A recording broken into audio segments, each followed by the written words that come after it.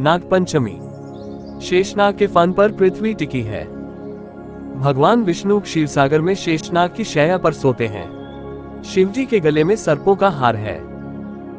कृष्ण जन्म पर नाग की सहायता से ही वासुदेव जी ने यमुना पार की थी।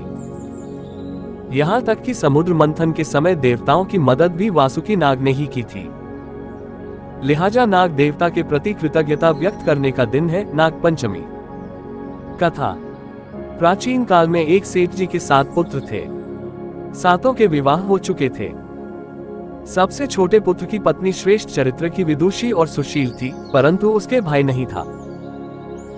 एक दिन बड़ी बहू ने घर लीपने को पीली मिट्टी लाने के लिए सभी बहुओं को साथ चलने को कहा तो सभी धलिया और खुरपी लेकर मिट्टी खोदने लगी। तभी वहां एक सर्प निकला जिसे बड़ी बहू खुरपी से मारने लगी। ये देखकर छोटी बहू ने उससे रोकते हुए कहा, मत मारो इसे, ये बेचारा निरपराध है। ये सुनकर बड़ी बहू ने उसे नहीं मारा। तब सर्प एक और जा बैठा। तब छोटी बहू ने उससे कहा, हम अभी लौट कर आती हैं, तुम यहां से जाना मत। ये कहकर वह सबके साथ मिट्टी लेकर घर चली गई और वहां कामकाज में फंसकर सर्प से जो वादा किया था उसे भूल गई। उसे दूसरे दिन वह बात याद आई तो सबको साथ लेकर वहां पहुंची और सर्प को उस स्थान पर बैठा देखकर बोली, सर्प भैया नमस्कार। सर्प ने कहा, तू भैया कह चुकी है इसलिए तुझे छोड़ देता हूँ, नहीं तो झूठी बात कहने के कारण तुझे अभी डस लेता। को भी आमंत्रित करे। वह बोली, भैया मुझसे भूल हो गई, उसकी क्षमा मांगती हूँ। तब सर्प बोला, अच्छा तू आज से मेरी बहन हुई और मैं तेरा भाई हुआ, तुझे जो मांगना हो मांग ले। वह बोली, भैया मेरा कोई नहीं है, अच्छा हुआ जो तू मेरा भाई बन गया। कुछ दिन व्यतीत होने पर वह सर्प मनुष्य का रूप रखकर उसके घर आया और बोला कि मेरी बहन को भेज दो। सबने कहा कि इसके तो कोई भाई नहीं था, तो वह बोला, मैं दूर के रिश्ते में इसका भाई हूँ, बचपन में ही बाहर चला गया था। उसके विश्वास दिलाने पर घर के लोगों ने छोटी को उसके साथ भेज दिया। उसने मार्ग में बताया कि मैं वही सर्प हूँ, इसलिए तू डरना नहीं और जहाँ चलने में कठिनाई हो वहाँ मेरी पूंछ पकड़ लेना। उसने कहे अनुसार ही किया और इस प्रकार वह उसके घर पहुँच गई। वहाँ के धन ऐश्वर्य को देखकर वह चकित हो गई। एक दिन सर्प की माता ने उससे कहा, मैं एक काम से बाहर जा रही हूँ, तू अपने भाई को ठंडा दूध पिला देना। उसे यह बात ध्यान न रही और उसने गर्म दूध पिला दिया, जिसमें उसका मुख बेतरह जल गया। ये देखकर सर्प की माता बहुत क्रोधित हुई, परंतु सर्प के समझाने पर चुप हो गई। तब सर्प ने कहा कि बहन को अब उसके घर भेज देना चाहिए।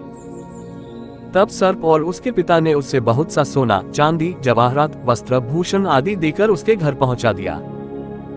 इतना ढेर सारा धन देखकर बड़ी बहू ने ईर्ष्या से कहा, भाई तो बड़ा धनवान है, तुझे तो उससे और भी धन लाना चाहिए। सर्प ने यह वचन सुना तो सब वस्तुएं सोने की लाकर दे दी। ये देखकर बड़ी बहू ने कहा, इन्हें झाड़ने की झाड़ू भी सोने की होनी चाहिए। तब सर्प ने झाड़ू भी सोने की लाकर रख दी। सर्प ने छोटी बहू को हीरा मणियों का एक अद्भुत हार दिया था। उसकी प्रशंसा उस देश की रानी ने भी सुनी और वह राजा से बोली कि सेठ की छोटी बहू का हार यहाँ आना चाहिए। राजा ने मंत्री को हुक्म दिया कि उससे वह हार लेकर शीघ्र उपस्थित हो। मंत्री ने सेठ जी से जाकर कहा कि महारानी जी छोटी बहू का हार पहनेंगी, वह उससे लेकर मुझे दे दो। सेठ जी ने डर के कारण छोटी बहू से हार मंगा कर दे दिया। छोटी बहू को यह बात बहुत बुरी लगी। उसने अपने सर्प भाई को याद किया और आने पर प्रार्थना की, भैया रानी ने हार छीन लिया है, तुम कुछ ऐसा करो कि जब वह हार उसके गले में रहे तब तक के लिए सर्प बन जाए और जब वह मुझे लौटा दे तब हीरो और मणियों का हो जाए। सर्प ने ठीक वैसा ही किया। जैसे ही रानी ने हार पहना वैसे ही वह सर्प बन गया। ये देखकर रानी चीख पड़ी और रोने लगी। ये देखकर राजा ने सेठ के पास खबर भेजी कि छोटी बहू को तुरंत भेजो।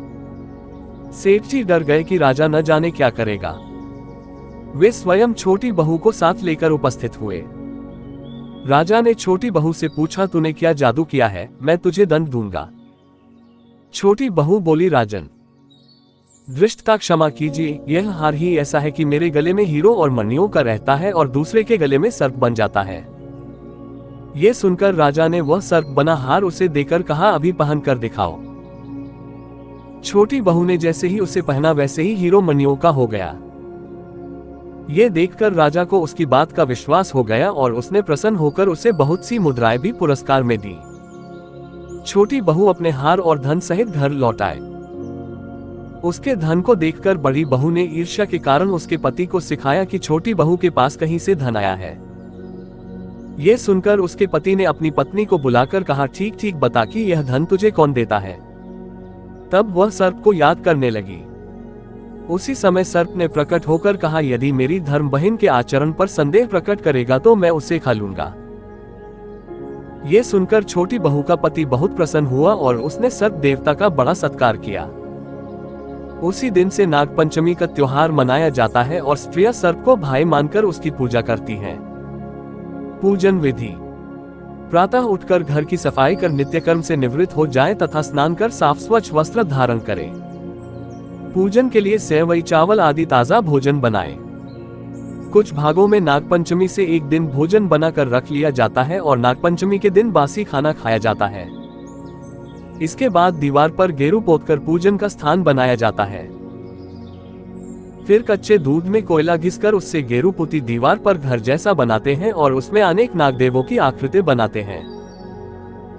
कुछ जगहों पर सोने, चांदी, काठ व मिट्टी की कलम तथा हल्दी व चंदन की स्याही से अथवा गोबर से घर के मुख्य दरवाजे के दोनों बगलों में 5 फन वाले नागदेव अंकित कर पूजते हैं।